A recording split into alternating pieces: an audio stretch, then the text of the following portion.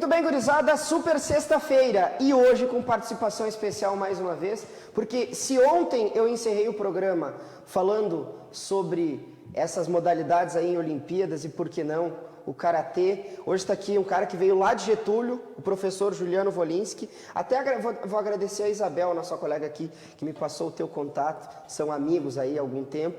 E o professor Juliano foi nomeado, né, como técnico da seleção de base, mais outras nomeações. Hoje trouxe também o Vitor e o Brian, que são atletas, né, que lutam Karatê. Professor, olha, seja muito bem-vindo aqui, é um prazer para nós aqui do jornal estar te recebendo hoje. Obrigado, o prazer é meu, né? A gente agradece pela oportunidade de vir mostrar o nosso trabalho. Então, o meu nome é Juliano, né? Todo mundo conhece como Sensei J. Sou quarto Dan pela LBK, Liga Brasileira de Karatê. Sou pedagogo, né? Então, minha experiência aí com projetos sociais aí já é meio grandinha, já faz 8 anos já que eu trabalho nessa área de social também, né? Estou me graduando em Educação Física também, então a gente está agregando conhecimentos aí para fazer cada vez um trabalho melhor, né, com o Karatê. Com certeza, isso aí tudo é bagagem. Sim, com certeza. Fala um pouco sobre o Karatê, para quem não conhece, dá uma explicada, e também essa nomeação. Foi recente, né? Na semana passada, essa nomeação a nível nacional, a nível estadual, como é que é? Explica um pouco para nós. É nível nacional, né? A Liga Brasileira é uma confederação, né? O nome é Liga, mas é uma confederação. Então, eles me nomearam justamente pelo esse meu trabalho aí que eu desenvolvia com projetos sociais e tal. Então, eles... para agregar esse conhecimento para a confederação, né? Foi nomeada semana passada. Técnico eu já estou já faz 3 meses, a gente já está desenvolvendo um trabalho, já teve vários treinamentos, já agora tudo online, né? Pelo Meet e tal. Até agora, se eu não me engano, semana que vem a gente já vai ter mais um, né? Então todo mês a gente está desenvolvendo trabalho, né? Mesmo com a pandemia, aí a gente está dando um jeito de treinar o pessoal da seleção, que está em formação, né? Até os guris aqui entraram agora, né? Porque a gente está formando a base da nossa seleção. Os dois entraram agora para a seleção de base. Isso. E tem mais o Aquiles, então eles são em 6, o Aquiles, o William, o Aleandro e o Ezequiel. Tem mais esses aí que não vieram junto, mas fazem parte também. Olha só, para tirar a dúvida, esclarecer a dúvida, como é que funciona como que é dividido, até que idade que é a seleção de base? A de base pega lá do pequenininho, né? Porque na nossa seleção, a seleção é dividida em duas categorias, tá? Tem o atleta futuro, que daí pega esses mais pequenininhos, 5, 6 anos, aí faixas brancas, até 12 anos, né? Que é o atleta futuro.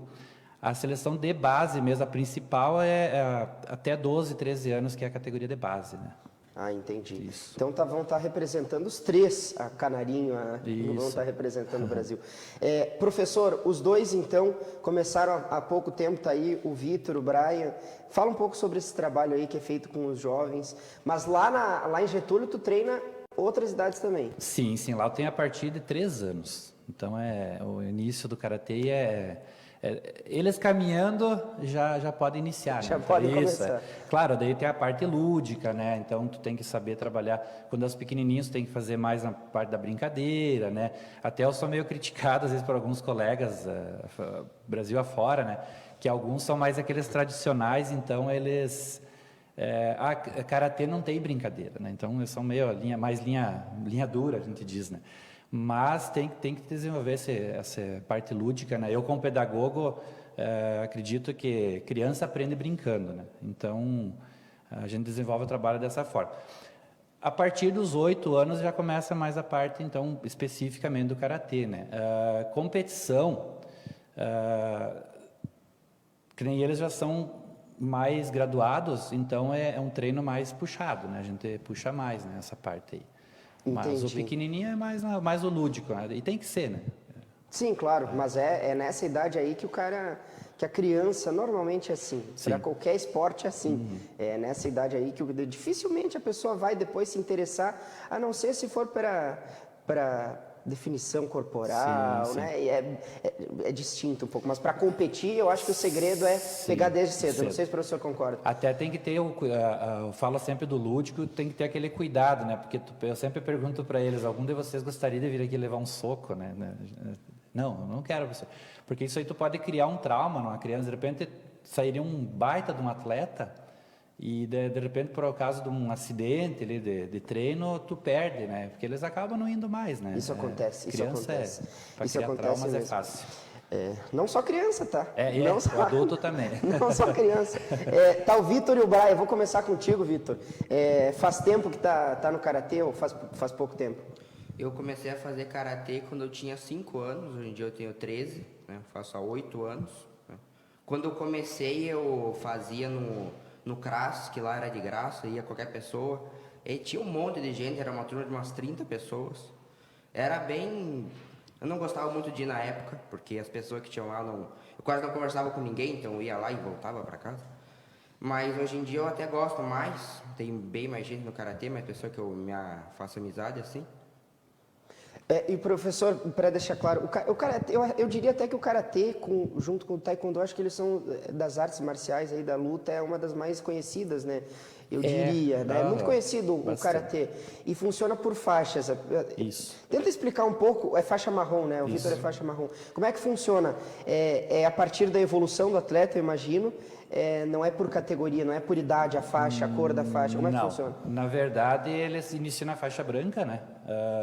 Cada confederação tem um sistema, às vezes, de faixa. Algumas têm mais, outras têm menos. Na nossa, inicia na branca. Então, é branca, amarela, vermelha, laranja, verde, roxa e marrom. Depois vai para preta. Daí na preta tem os graus, né? Daí vai até o 10º dan, né?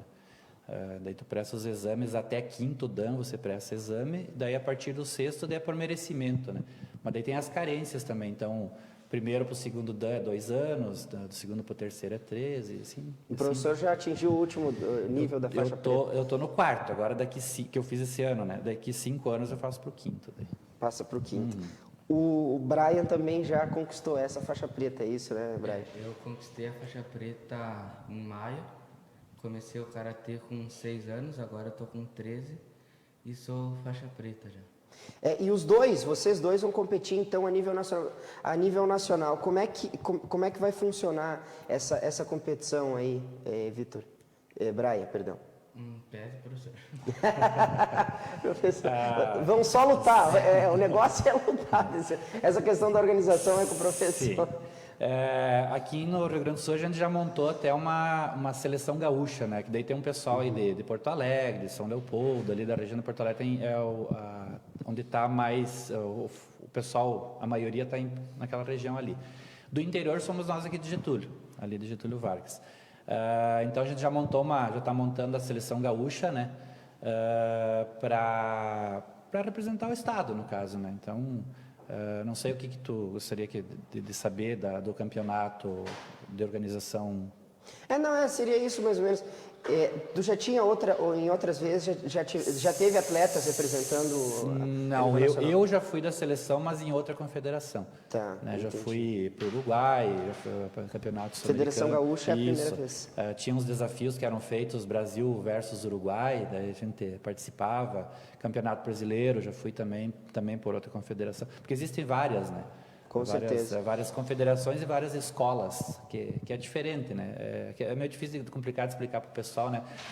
Tanto que o pessoal não entende muito, que nem na Olimpíada agora teve o Catar, né? Tem muita gente que olhou aquilo, mas não sabe o que é. Essa questão também não vem muito ao caso ali, essa questão da formalidade, né? Isso. Mas é interessante. E o Brian também, faixa preta, imagino que deva ter um tempinho já razoável aí lutando karatê. Tem 6 anos já. É um bom tempo, hein, professor? O nosso tempo está chegando ao fim. Eu queria agradecer a participação de vocês e convidar, claro, para estarem aqui mais uma vez, depois, conforme as competições forem indo. E que tu falasse para quem tem desejo, talvez, de começar o karatê, que não conhece, daqui a pouco possa surgir o interesse. Fique em Getúlio, mas aqui nós do Jornal ITV Bom Dia, nós falamos não só para Erechim, nós falamos para toda a região aqui do norte do estado. Então, que tu faça esse convite aí para quem quiser aprender o karatê. Então, convidar o pessoal aí para experimentar essa grande arte, né, que é o karatê, que é além de ser uma arte, é uma ferramenta muito boa, né? No meu caso, eu entrei no karatê quando eu estava entrando em uma depressão, né? Quando eu iniciei, e me ajudou muito. Então, quem gostaria de experimentar, né? Está convidado lá, vão ser bem recebidos no nosso dojo e vão ser bem-vindos.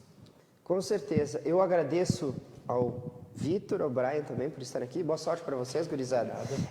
E professor, mais uma vez agradeço pela participação, ter vindo lá de Getúlio para participar da nossa entrevista e desejo boa viagem também de retorno. Agradeço muito. Nós que agradecemos. Gurizada, nós vamos para um rápido intervalo e depois para falar com certeza do Ipiranga e também do Atlântico, dupla Grenal, claro, mas o Ipiranga que hoje tem um jogo decisivo, nós vamos falar muito sobre isso depois do intervalo. É rápido, eu já volto aí.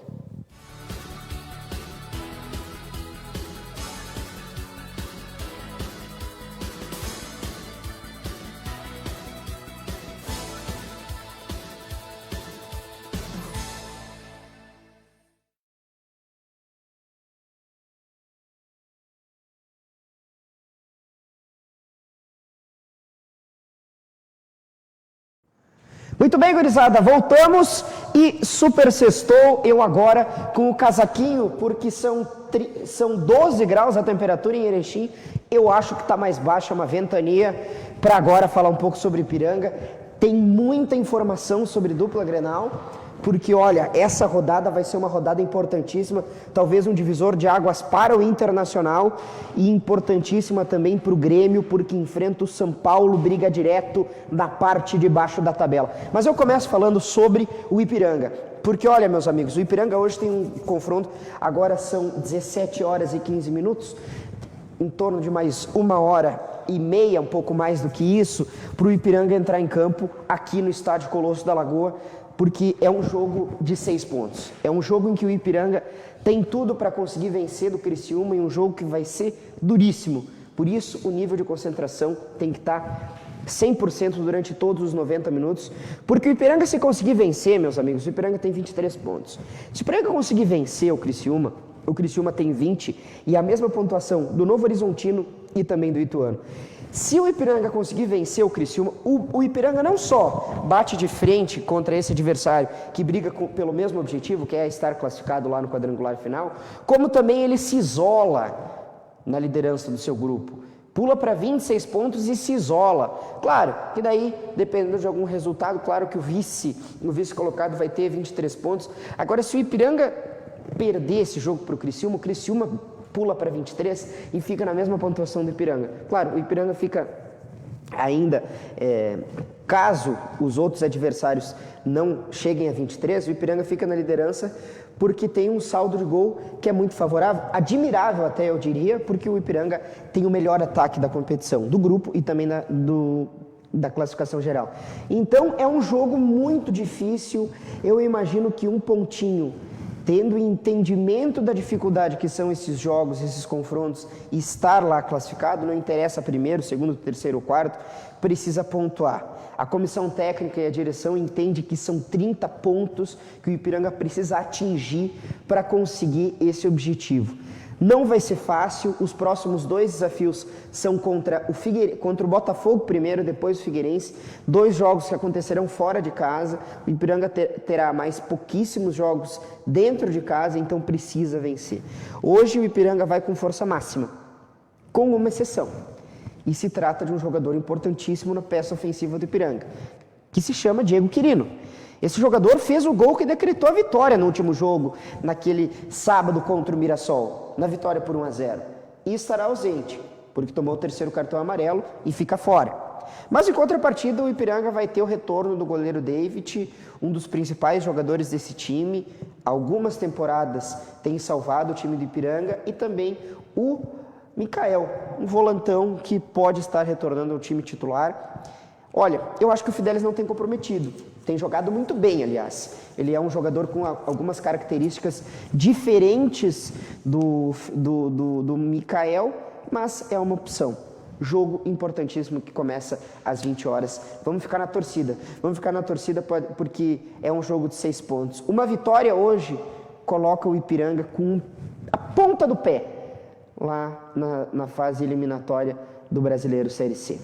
Vamos falar também sobre o Atlântico, gurizada, porque o Atlântico também entra em quadra hoje às 20 horas, em um jogo importante contra o Lagoa. O Lagoa é o líder da competição. Se me assusta, não muito. O Atlântico foi lá no último jogo e venceu o Lagoa por 8-1, esse mesmo líder da competição. E acho que o Lagoa, claro que enche os olhos para quem admira futsal, o que o Lagoa vem fazendo, com um investimento muito pequeno, claro, em comparação com o Atlântico e também com a CBF, com essas equipes mais tradicionais, mas o Atlântico tem 3 jogos a menos que esse Lagoa. Então daqui a pouco pode ser um jogo em que o Atlântico desbanca o Lagoa jogando aqui, esse time de Lagoa Vermelha, município aí próximo de Passo Fundo, e consegue não só 3 pontos, como também diminuir essa distância, para depois, quando o Atlântico fizer esses jogos que restam, ainda lá do primeiro turno, esse jogo é válido pelo retorno, mas lá do primeiro turno, para quando completar esse calendário, o Atlântico consiga se classificar líder desse grupo, o gauchão dessa edição, dessa temporada. Ele também é dividido por 2 grupos, o grupo A e o grupo B. O grupo B tem a CBF, no primeiro grupo tem o Atlântico, e se classificar em primeiro para depois trazer todos os jogos dos playoffs para dentro do Caldeirão do Galo. É o que todo mundo espera. E por que não um segundo semestre com o retorno gradual de público? É possível. É possível. Nós estamos no mês de agosto, nós temos um avanço significativo da vacinação e por que não?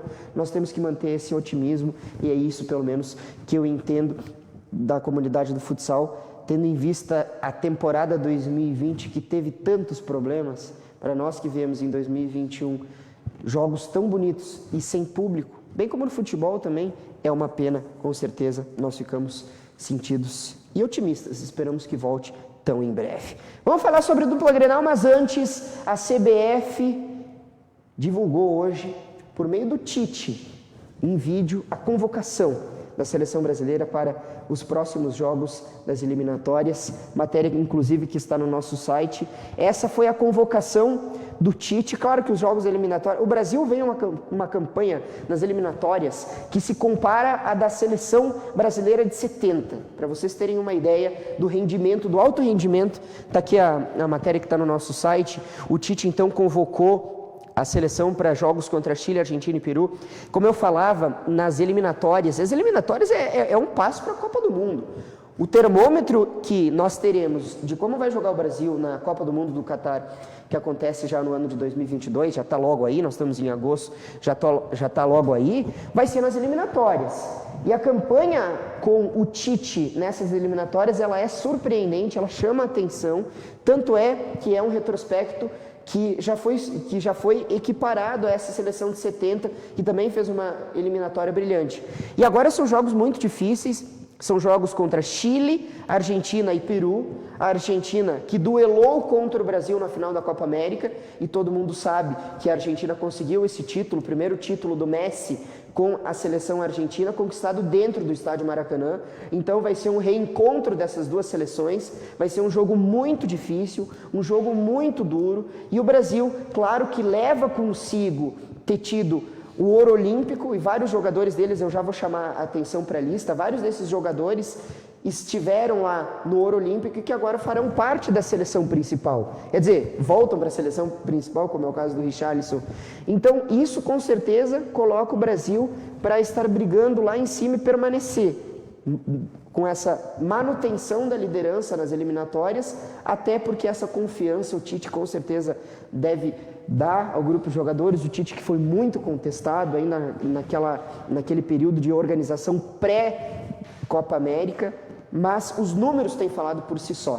Vamos dar uma olhadinha na matéria aqui que tem os convocados goleiros. Nenhuma surpresa, Alisson Liverpool, o melhor goleiro do mundo em 2019, o Ederson do Manchester City. O Brasil, olha, se tem uma coisa que o Brasil tá bem é goleiro. Eu acho que qualquer um dos 3 aqui, o Everton do Palmeiras, que no cenário nacional foi campeão da Copa Libertadores da América no ano passado, ganhando do Santos. O Everton tá fechando o gol aqui no futebol brasileiro, é incontestável, o melhor goleiro do Brasil. Então os 3 goleiros que o Tite convocou não chama nenhuma atenção. Alexandro da Juventus, o Daniel Alves que foi um dos jogadores que foi escolhido pelo André Jardine para compor esse extrapolando o número de atletas que não tem 23 anos, e o Daniel Alves conquistou mais um título, medalha olímpica, então com certeza é um jogador que com a sua experiência contribui muito para a seleção.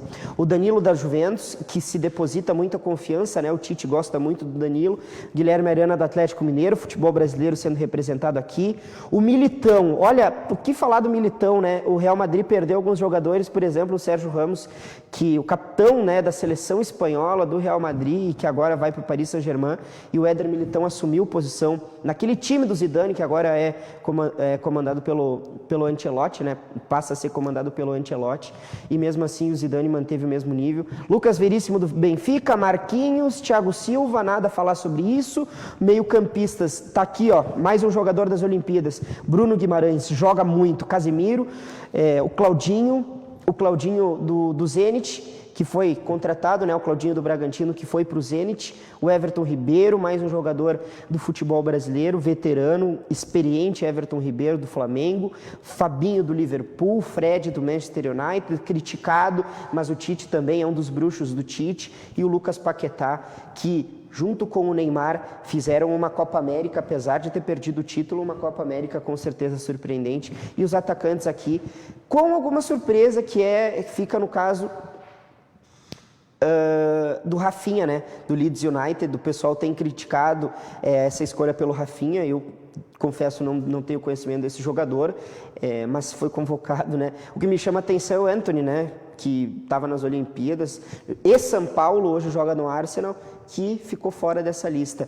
Gabi, quem que é Gabi? Gabigol, conhecido, Flamengo, Gabriel Jesus do Manchester City, Matheus Cunha do Hertha Berlim, jogador que joga no futebol alemão, Neymar, o Richarlison e o Roberto Firmino, aí fechando a lista dos convocados do técnico Tite. Tá aí a lista. Para quem gostou, eu desci pau na do Marquinhos Xavier. Acho que essa convocação do Tite, ela passa muito perto daquilo que o Tite já vem fazendo frente à seleção, da forma como ele faz as convocações. O Tite é um cara que às vezes ele deixa fora jogadores que estão num bom momento para priorizar aquele jogador que cumpre da forma tática o que ele entende que é o mais adequado, né? Mas aí é outra discussão, uma discussão que é mais longa. Eu permaneço no site porque eu tenho informação em relação aos campeonatos municipais. Vamos da água para o vinho, mas é que os campeonatos municipais estão com inscrições abertas, e o campeonato de voleibol ele já acontece nesse domingo, tá? Nós já tivemos a realização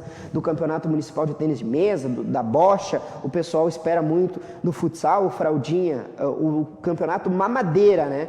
Já na categoria Mamadeira do futsal já estão com inscrições abertas, e já começa então no próximo domingo o Campeonato de Voleibol, Grand Slam Municipal de Voleibol, que vai acontecer então no ginásio do Caldeirão do Galo. A prefeitura, mais uma vez, por meio, né, do Departamento de Esporte e Cultura e Turismo, mais uma vez conseguindo o ginásio do Caldeirão do Galo para ser palco dessas competições, e claro, com toda a qualidade que o ginásio do Caldeirão do Galo, um dos berços do futsal brasileiro, pode proporcionar aos atletas, independente se for profissional, como é o caso do Atlântico, ou amador, como é o caso desse pessoal que vai estar competindo no voleibol e no futsal. Calma, que na semana que vem eu volto para falar sobre as equipes que estarão inscritas na primeira divisão, segunda e terceira, na categoria livre do futsal, masculino e feminino, e também sobre possíveis datas, talvez, para a realização desses jogos. Ainda não tem definições, mas tão em breve eu volto para falar a esse respeito. Mas vamos falar sobre dupla Grenal. Para encerrar, Grêmio, que anunciou de forma oficial seu novo jogador, Matias Villasanti, jogador de 24 anos. Assim, ó, eu vou dizer para vocês que desde a segunda-feira, esse nome já vem trabalhado até inclusive desde a última semana, da semana passada, a direção do Grêmio já está atrás desse jogador, que já era observado. Na segunda, pós-confronto contra a Chapecoense, o vice de futebol do Grêmio, Marcos Herman, já havia falado que apenas detalhes separavam a vinda do Villasanti. Ele chega para ser jogador titular dessa equipe, como aconteceu com o Borja. Só que o Villasanti, pela questão que ele não estava jogando no Brasil, toda uma questão burocrática que envolve o passaporte, tanto é que ele demorou algum tempo até para ser anunciado de forma oficial, teve a sua apresentação hoje, toda aquela formalidade, só que ele não vai estar regularizado, ou seja, ele não entrou no bid para estar na partida que acontece amanhã contra o São Paulo. Mas tão em breve, ele é jogador, ele é meio campista, o Matheus Henrique foi para a Itália junto com a Sassuolo, fechou a negociação, e esse jogador, 24 anos, com passagem e destaque na seleção paraguaia, ele chega para ser titular, para vestir a camisa do Grêmio e para jogar nesse time. Vamos lá, projeção para o jogo contra o São Paulo. A dúvida que todo mundo já ficou sabendo mais ou menos a informação do repórter Wagner Martins, da Band, que foi dada nesse meio-dia, de que o goleiro titular do Grêmio deve permanecer, o Gabriel Chapecó. É uma dor de cabeça maravilhosa do Felipão, eu imagino. O Breno, um dos melhores goleiros desses últimos anos revelado no futebol gaúcho. E o Gabriel Chapecó, mesmo nível. Quando se colocou o Gabriel Chapecó, quando o Breno foi convocado e o Gabriel Chapecó ficou com a responsabilidade, ele não só deu conta, como ele fez defesas importantíssimas. Todo mundo lembra daquele Grenal em que ele fez, olha, no mínimo 3 defesas que foram milagres e salvaram o Grêmio de uma derrota contra o Inter na primeira partida do Felipão aqui, em Porto Alegre, retornando, né? Então, foi um jogador que conseguiu assumir essa responsabilidade, fez um milagre contra a Chapecoense. Essas são as informações sobre o Grêmio, que joga então contra o São Paulo, jogo que acontece amanhã às 21 horas no estádio Morumbi, e o Internacional às 20h30 com o retorno do lateral esquerdo Moisés Bosquilha, que estava lesionado. O Moisés estava cumprindo suspensão, o Bosquilha volta a estar à disposição, mas fica a dúvida se quem joga ali como primeiro volante vai ser Dourado junto com o Bosquilha, ou com o Lindoso, que jogou o último jogo, ou quem sabe o Johnny, essa duplinha de ataque. E o Internacional vai atuar de forma propositiva ou de forma reativa? Como vai jogar o Internacional no estádio gigante da Beira-Rio contra o Fluminense, que vem do Rio de Janeiro com jogo na Libertadores e empatou contra o Barcelona de Guayaquil? Não vem muito bem esse time comandado pelo Roger. Gurizada, são 17h31, eu me despeço de vocês, desejando um ótimo final de semana, e voltamos na segunda-feira para falar mais aqui no Virando o Jogo. Abraço para todo mundo, tchau!